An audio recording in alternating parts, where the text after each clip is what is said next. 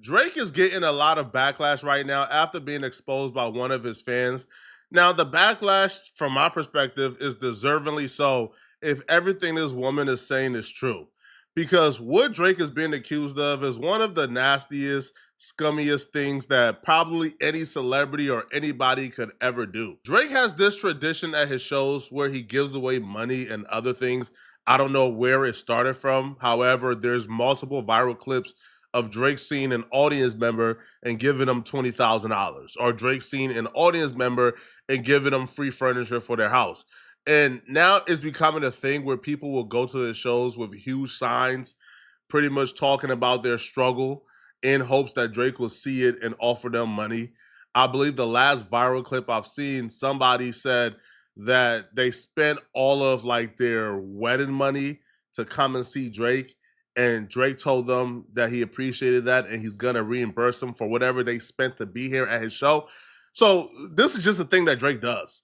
So on cue, Drake seen a woman in his audience who was suffering with multiple sclerosis, MS, and Drake offered to help her mid-show. First of all, maybe y'all can have a conversation. And second of all, I'll do whatever it takes to get you the best help in the world.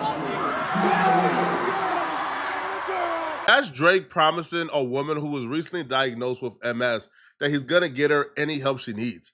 So what exactly went wrong that she went from being offered any help she needs to her going to Toronto and dancing a Not Like Us at a Kendrick Lamar concert publicly?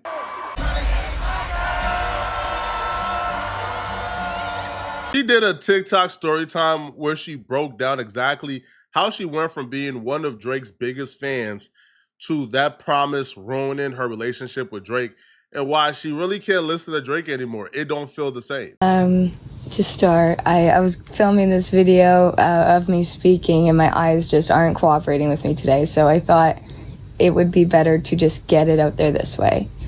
My name is Stephanie.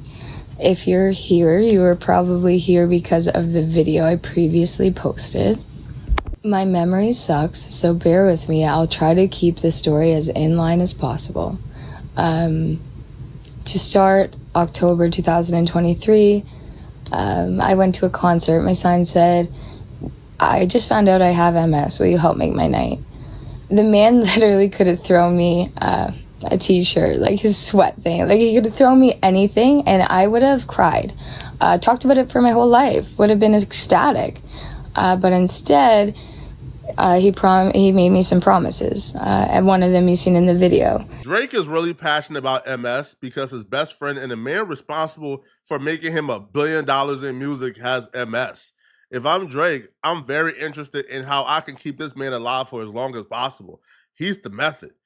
But yeah, Drake has 40, his own doctor who's responsible for managing 40's MS, who's responsible for trying to find different ways to get creative to make sure that 40 lives a healthy life. And we've seen how Drake reacted when Pusha T mentioned 40 on the story of Adidon. We've seen Drake go to LeBron James' podcast and told him after Pusha T mentioned 40 and his disability that he was done rapping. He wanted to get in the streets. So this is something that Drake is really passionate about. Now, her bringing a sign and mentioning MS, was this, an unfair advantage? It probably was. But once you make certain promises to a fan, especially a fan who is in need, I feel like you have to keep your promise. And according to her, Drake didn't keep his promise. He made a couple, and I'm not going to lie, he did keep up with a few of them. I did get connected with 40. He's a great man. He's also Drake's best friend. So I've tried to reach out to him about this. I've vented to him about this. And all he's really, like, he can be there for me, but he is Drake's best friend. So he can only do so much that way. I did get to go to the concert the next night. He did keep his word on that one. But when it comes to getting me help, it has been nothing but heartbreak. It started with him, like, just asking for information. I spent the first 6 months updating him on me getting diagnosed, and he then reached out to me about treatments and stuff like that, and we talked. I told him what I was trying to do, what I was trying to get covered. he let me know, because I didn't have any other option. There was no other help available, so I was just kind of going with the Ontario flow. At one point in time, he did tell me, because I told him my medication isn't covered, but I'm working on getting it covered. I had no other option. He'd let me know, if it doesn't get covered, we'll pay it for 20 years.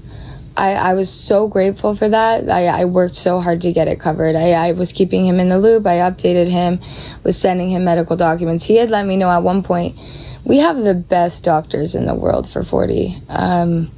Like the medication you're trying to get covered might not even be the medication you end up taking. We're going to take your medical documents and send them to 40's doctors.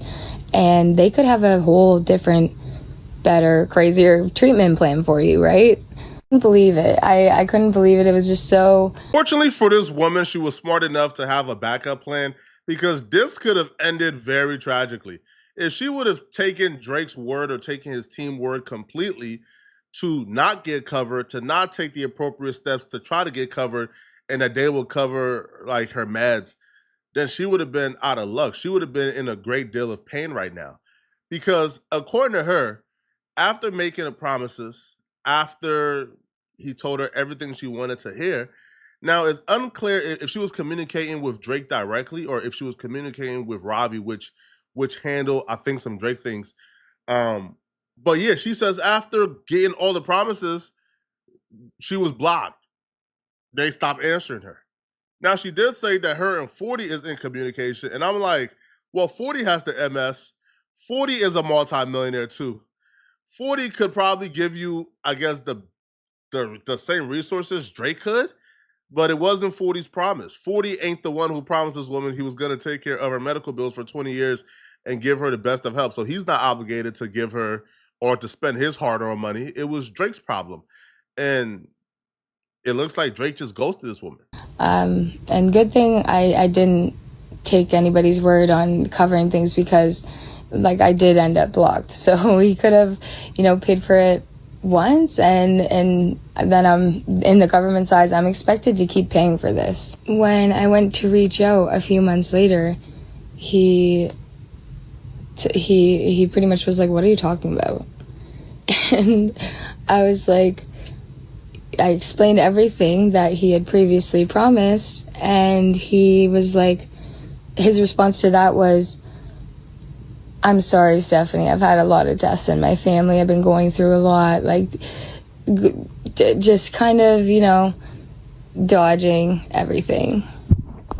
And I'm not saying that he wasn't going through things or didn't have his own stuff going on, but at the same time, this is your job, and like, I'm heartbroken. I kept him updated, telling him, this is making me sad.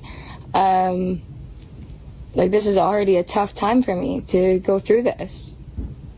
That's when he texted me and said, I'm sorry that you haven't been looked after. We're going to get you some better help.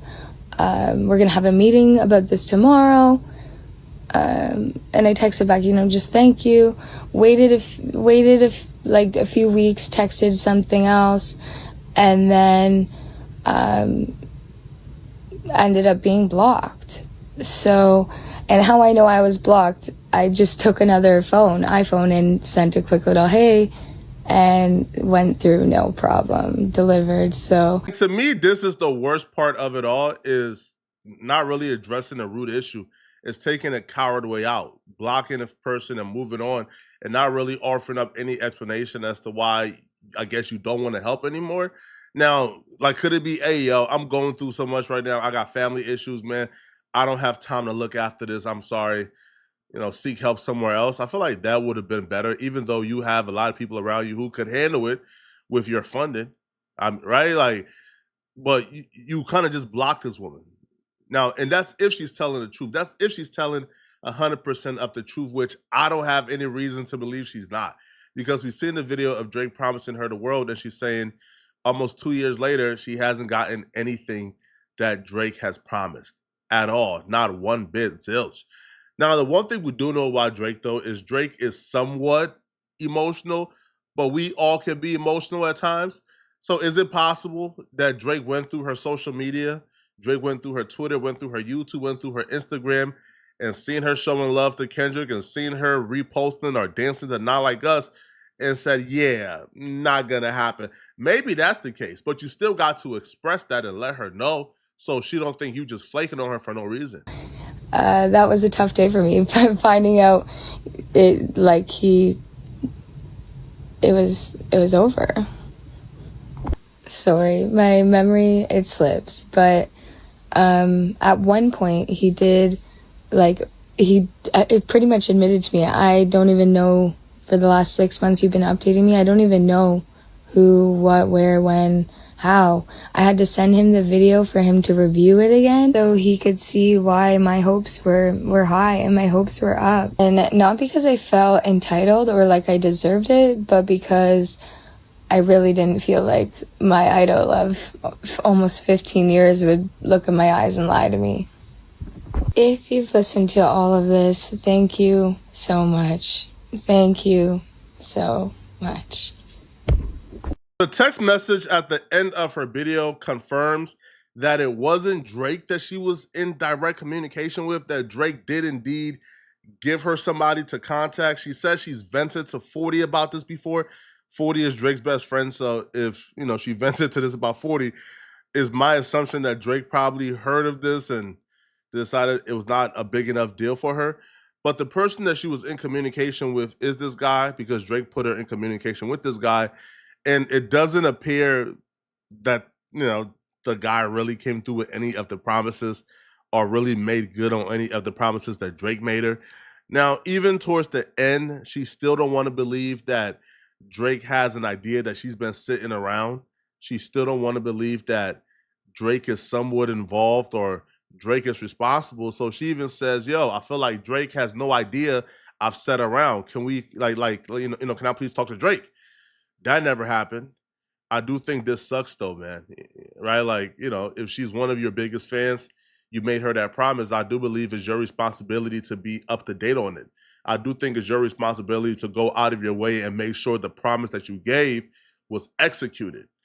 Because at the end of the day, man, I don't think this guy is blocking her without Drake's permission. But y'all let me know in the comment section, what do you guys think about this, man? Do y'all believe that Drake is flaking on his woman? Do y'all believe that Drake ghosted her?